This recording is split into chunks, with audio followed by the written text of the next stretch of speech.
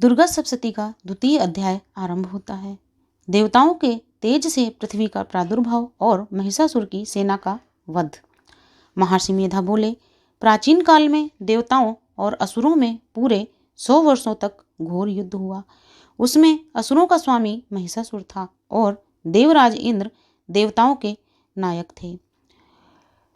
इस युद्ध में देवताओं की सेना परास्त हो गई थी और इस प्रकार संपूर्ण देवताओं को जीतकर महिषासुर इंद्र बन बैठा था। युद्ध के पश्चात हारे हुए देवता प्रजापति ब्रह्मा जी को साथ लेकर उस स्थान पर पहुंचे जहां भगवान शंकर और श्री हरि विष्णु विराजमान थे। देवताओं ने अपनी हार का सारा वृत्तांत भगवान श्री हरि और शंकर जी से कह सुनाया। वो कहने लगे, हे प्रभु, महिषासुर सूर्य, इंद्र, अग्नि, वसु, चंद्रमा, यम, वरुण तथा अन्य देवताओं के सारे अधिकार छीनकर सबका अधिष्ठाता स्वयं ही बन बैठा है। उसने समस्त देवताओं को स्वर्ग से निकाल दिया है। वे मनुष्यों की तरह पृथ्वी पर विचरण कर रहे हैं। दैत्यों की सारी करतूत हमने आपको सुना दी है और हम आपकी शरण में हैं। हम आपकी शरण में इसलिए आए हैं कि आप उनके वध का कोई उपाय सोचें। देवताओं की बातें सुनकर भगवान श्री हरि और शिव जी को बहुत क्रोध हुआ। दैत्यों पर क्रोध होने के कारण उनकी भौहें तन गई, आंखें लाल हो गई। गुस्से में भरे हुए भगवान विष्णु के मुख से एक महान तेज निकला और उसी प्रकार का तेज भगवान शंकर, ब्रह्मा, इंद्र और दूसरे देवताओं के शरीर से प्रकट हुआ। फिर वो सारा तेज मिलकर एक हो गया और तेज का वह पुंज ऐसे दिखाई देता था जैसे कि जाज्वल्यमान पर्वत हो।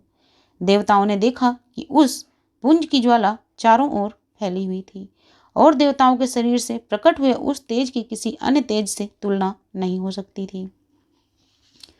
एकत्रित होने पर वह तेज एक देवी के रूप में परिवर्तित हो गया। अपने प्रकाश से तीनों लोगों को व्याप्त जान पड़ा।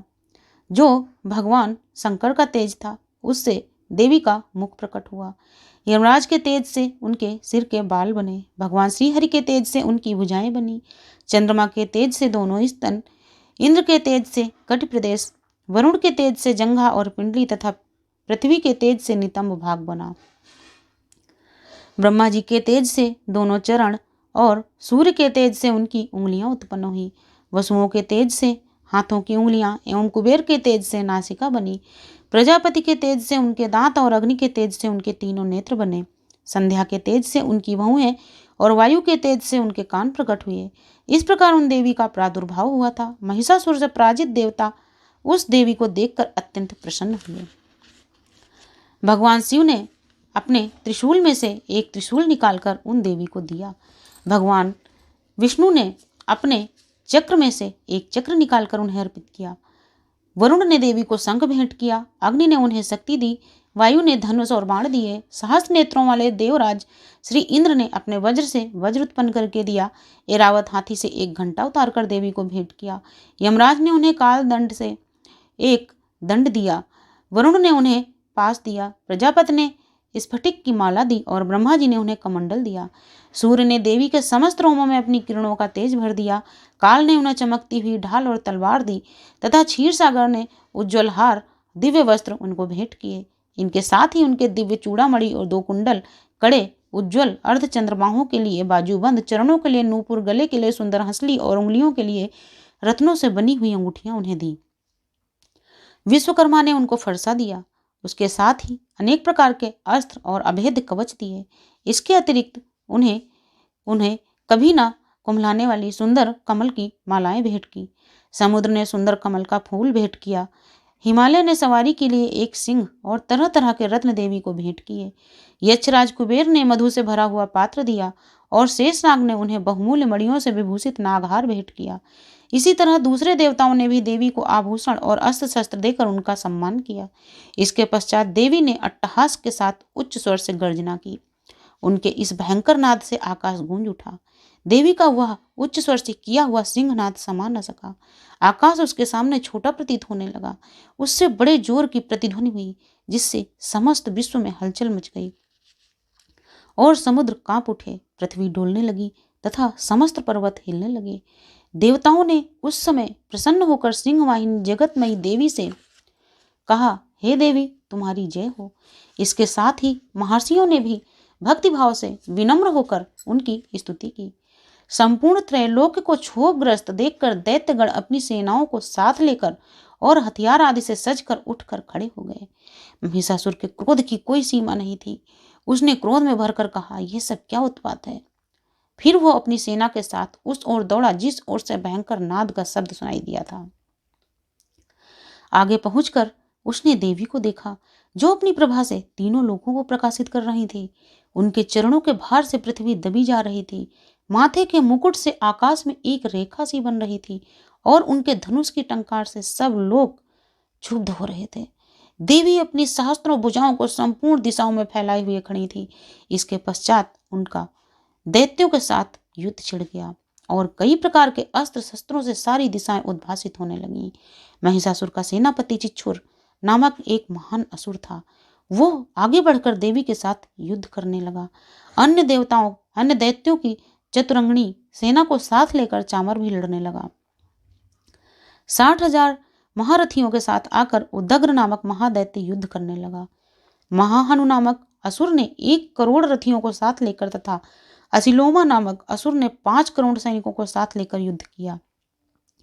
वास्कल नामक असुर 60 लाख असुरों को लेकर युद्ध में आ डटा। बिडाल नामक असुर 5 अरब रथियों सहित युद्ध करने लगा।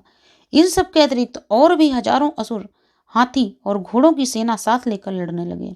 इन सब के पश्चात महिषासुर करोड़ों रथों, हाथियों और घोड़ों सहित वहां आकर देवी के साथ युद्ध करने लगा। वे सभी असुर तोमर, भिंदीपाल, शक्ति, मूसल, खड्गों, फरसों, पट्टिसों आदि अस्त्र शस्त्रों के साथ रणभूमि में देवी से युद्ध कर रहे थे। कुछ शक्तियां फेंकने लगे, कोई अन्य शस्त्र फेंकने रहे थे। इसके साथ ही कुछ अन्य दैत्य अपनी अपनी तलवारें हाथ में लेकर देवी की ओर दौड़े और उनको मार डालने का उद्यम करने लगे, मगर देवी ने क्रोध में भरकर खेल ही खेल में उन सभी के अस्त्र शस्त्रों को काट दिया।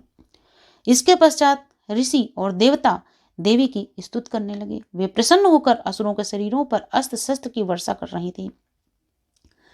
देवी का वाहन सिंह भी क्रोध में भरकर दैत्य सेना में इस प्रकार से विचरण करने लगा मानो वन में दावानल फैल रहा हो। युद्ध करती हुई देवी ने क्रोध में भरकर जितने श्वासों को छोड़ा वे तुरंत ही सैकड़ों हजारों गणों के रूप में परिवर्तित हो गए। वे फरसे, भिंदीपाल, खड्ग तथा पट्टिस इत्यादि हाथों में लेकर दैत्यों से युद्ध करने लगे।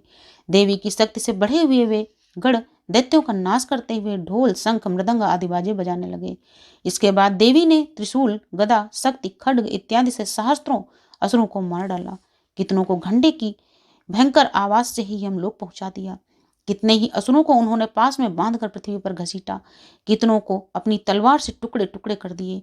कितनों की ही गर्दन पर गदा की चोट की और धरती पर सुला दिया। कई दैत्य मूसल की मार से घायल होकर रक्त बमन करने लगे और कई सूल से छाती फट जाने के कारण पृथ्वी पर ढेर हो गए। कितनों की बाण वर्षा से कमर टूट गई। देवताओं को पीड़ा देने वाले दैत्य मरने लगे। कितनों की बाहें अलग हो गई, कितनों की गर्दन कट गई, कितनों के सिर कटकर दूर भूमि पर लुढ़क गए, कितनों के शरीर बीच में से कट गए और कितनों की जंघाएं कट गईं और वे पृथ्वी पर गिर पड़े। कितने ही असुर सिरों और पैरों के कटने पर भी भूमि पर से उठकर खड़े हुए और अस्त्र शस्त्र हाथ में लेकर देवी से युद्ध करने लगे। कई दैत्यगण भूमि में बाजों की ध्वनि के साथ नाच रहे थे। कई असुर जिनके सिर कट चुके थे केवल धड़ के साथ ही शस्त्र हाथ में लिए हुए लड़ रहे थे। दैत्य रह रहकर ठहरो ठहरो कहते हुए देवी को युद्ध के लिए ललकार रहे थे। जहां पर यह घोर संग्राम हुआ था वहां की पृथ्वी, भूमि, रथ, हाथी, घोड़े और असुरों की लाशों से भर गई थी और अत्यधिक मात्रा में रक्तपात होने के कारण रुधिर की नदियां बह रही थी। इस तरह से देवी ने असुरों की विशाल सेना को क्षण भर में इस तरह से नष्ट कर डाला जैसे तृण और काष्ठ के बड़े ढेर को अग्नि नष्ट कर डालती है। देवी का सिंह भी गर्दन के बालों को हिलाता हुआ और जोर जोर से शब्द करता हुआ असुरों के शरीर से मानो उनके प्राणों को चुन रहा था। वहां देवी के गणों ने भी जब दैत्यों के साथ युद्ध किया तो देवताओं ने प्रसन्न होकर आकाश से उन पर पुष्पों की वर्षा की। बोलो दुर्गा मैया की जय। द्वितीय अध्याय समाप्त हुआ।